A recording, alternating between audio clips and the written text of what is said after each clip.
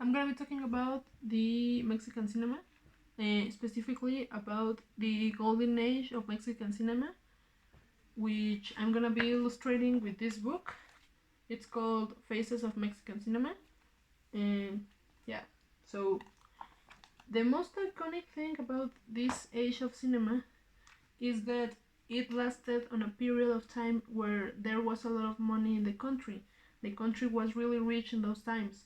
It is between the years of 1933 to 1964. In those times, most of the movies, it didn't matter the genre of the movie, the thematic of the movie, or whatever. It could be a comic movie, it could be a romantic movie, an action movie, horror movie, but the characters are always surrounded by luxury. You can see really big houses, mansions, people from high society wearing expensive clothes, expensive jewelry, and also you can see people drinking expensive drinks. So that's like the most iconic thing about those times. But actually, from those times, there are a lot of people who became legends because, well, if you are on those movies, you're gonna become really, really, really famous. And from those times, we have the movie that became the first movie, the first Mexican movie to be part of the Academy Awards, to be nominated to Best Foreign Movie. This picture is from that movie. The movie is called Macario. It is something between magical realism and luxury, because the movie in itself, it follows the story of this guy called Macario, who is a man who has to go every day to the forest to collect wood and sell it because he's poor. But he realizes that because he's poor, he's never gonna be able to feed his family well, to feed himself well, and he comes to a point that he tells to his wife, I'm not gonna be dying by bit by bit. I'm gonna die or I'm gonna eat something by myself until I'm full. And well, yeah, the wife loves him very much and she finds the way to give him what he wants. But once he's in the forest ready to eat his food, his turkey, it's a turkey, all for himself.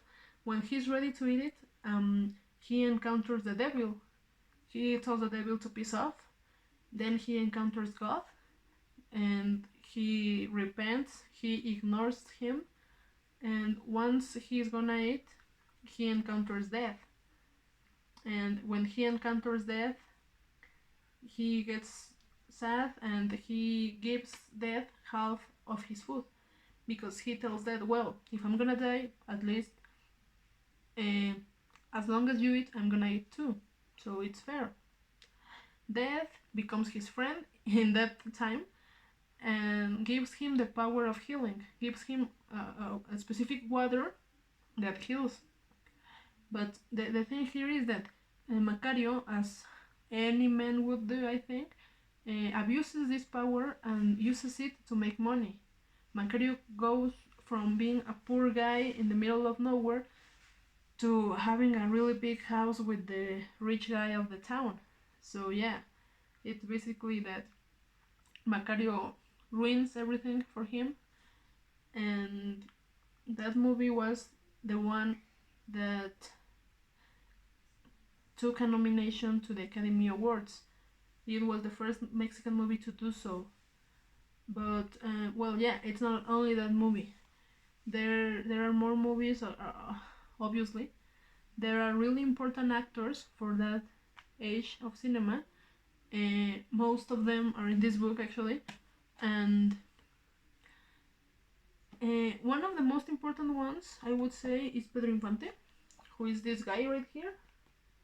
This one was not only an actor, but also a singer, just as Jorge Negrete, the other guy. But Infante was more famous. Pedro Infante was a really good singer, and in every movie he sang. It didn't matter if it was a comic movie, a romance movie, or an action movie. It wasn't musical. It wasn't a musical. He just started singing out of nowhere, at least 2 songs per movie, and it got him an exorbitant amount of fame. He got so famous that when he died, people uh, gathered around the car that was taking him to his final destination and made honors to him. And there are museums about this guy. There are museums about other guys that are here, such as Cantinflas, which was the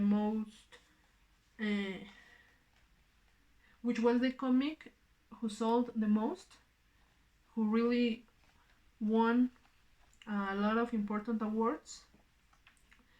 And also there were really famous women, such as Maria Félix, who was considered the most beautiful woman of all, because she was like this diva who was always in the persona of being a diva, and she was really beautiful as well. But the thing here is that even with all the beauty and all the money and all the things, when she started in this movie, which is called Tizoc, this is the last movie of Pedro Infante because he died in an accident. But they started together in that movie, and Maria Felix got really pissed off when it was time for the awards, because Pedro Infante was already dead and he won the award instead of her, who was there in the ceremony. But, well, making aside all the jealousy of the artistic world, it seems like all the actors and actresses of that time made really good money. They made really good names for themselves, because, well, you can still see their movies. In some cinemas, they do weeks of movies from that age. And they are all black and white. There are actually just a couple of important movies that aren't black and white, that are full color, which are as iconic as these ones. And the reason that the movies after these ones weren't as successful or as iconic is because the money in the country ran off, and we started seeing a different kind of cinema. There wasn't any more luxury on the background. It was the new movies after that were made in poor neighborhoods, and the thematic wasn't as relatable as before, because Mexican movies liked to put a lot of emphasis to the relationship between the rich and the poor girl who falls in love with the rich man, and the man falls in love back, and they live happily ever after. I mean, here they really like that kind of stories. But also, as we know, the people in these movies became so famous that sometimes only the name was the thing that was drawing people to the cinema to see them. Actually, when the first cinemas opened here in Mexico, those were the movies that were projecting.